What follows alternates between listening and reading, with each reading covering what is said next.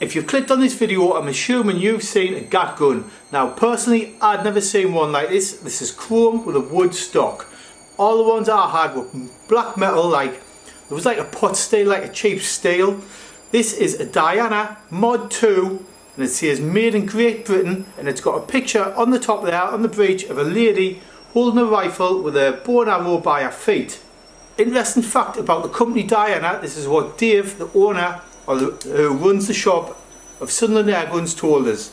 So the company Diana was originally German. After the war, England, as a proceeds, somehow after the war, England took over Diana, the company. So this one is made in Great Britain. It says made in Great Britain. So even though Diana was originally a German company, this one says made in Great Britain. Now later on, Germany bought back Diana, the company. So there's only a certain period in time where the guns will say made in Great Britain. So this is from a certain era which obviously says made in Great Britain. Now this one isn't screwed together, so unlike my other videos, I can't take this one to bits for you. It looks like it's pinned together. You can see it's got some pins there in the stock. Let's zoom in. See, it's got some pins there in the wood, both sides. There's no screws anywhere on this apart from where you'll find it on a Gat Gun here, which is where you put your pellet. So if I unscrew this, you can see it comes with a little screw. This is like a little pin. So you put your whatever in there, you can fire. Like on the Gats I had, you could fire ball bearings, pellets, or you used to get darts with them. Now, another interesting thing with this, which doesn't come on the other Gats, is there's nothing in it, so I'll just press the trigger and we'll release that. You can see it's got a barrel like any Gat where you push it in to cock it. Now this one has got a screw on the end where you can adjust the power. Now I'm not sure what the power difference is. So you can basically just screw the end and it puts more tension on the spring that's inside. Let's screw that for you. It's not very tight, it's just a bit, I'm trying to show you as I'm screwing it. See if I can get that focus. There we go. So you can see there the screw. You just screw that nut on the end and you can see the little barrel comes out a little bit. Or you can wind the power off and the nut goes back up the end of the barrel, taking the tension off the spring. Now unlike most air pistols, this I don't think it's got any kind of cylinder inside. It's got no piston. If I take the screw out the end, you can literally see straight through the barrel.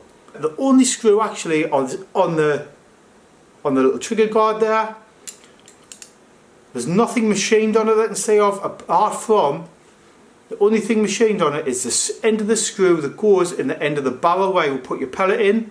Everything else just looks like pressed steel and it looks like it's pinned together. And you can see it's got the sights on the back there. That's just a bit of pressed steel. It's quite loose. You can hear it rattling a little bit. The front, yet again, is a bit of the front is just a bit of folded over steel. It looks like it's been spot welded at the side of the barrel. You can see there, where it looks like it's been spot welded into place on both sides. Now, I'm not sure what this is made of, but it kind of feels like the metal feels like a knife and fork, like a stainless steel. It feels like stainless steel. It feels like cutlery. It's nice and smooth. It's not like a cheap job. It is very quiet, like literally you could fire this in a bedroom when someone's asleep and you wouldn't wake them up. There's nothing in at the minute.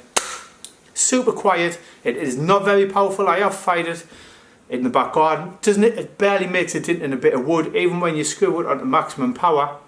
So I'll tell you what we'll do. We'll put some pellets in. I'll fire some shots in the back garden. You can hear it and see what kind of power it is.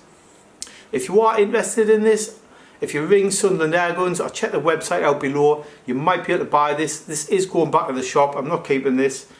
But it's just an interesting bit of history to me.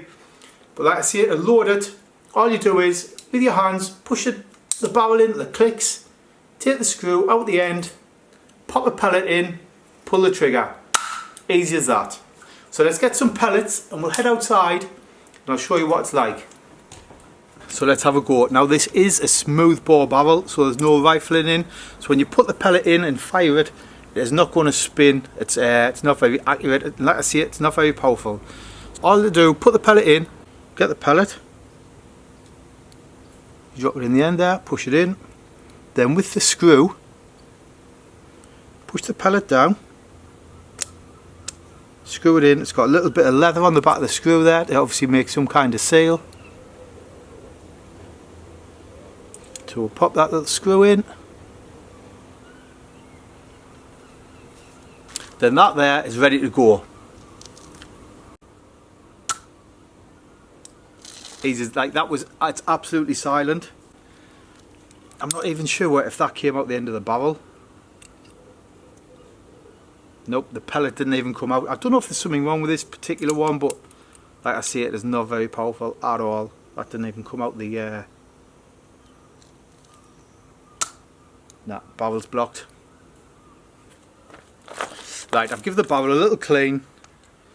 Like I say, it's an old gun, it might just need a little clean, so we'll give it a go. You ready?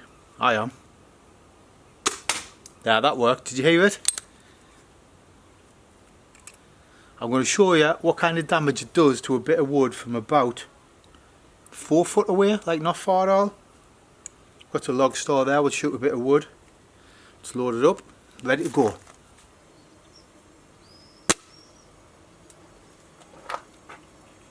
Can't even feel where that's hit. It's barely, oh there, just made a dent in the wood.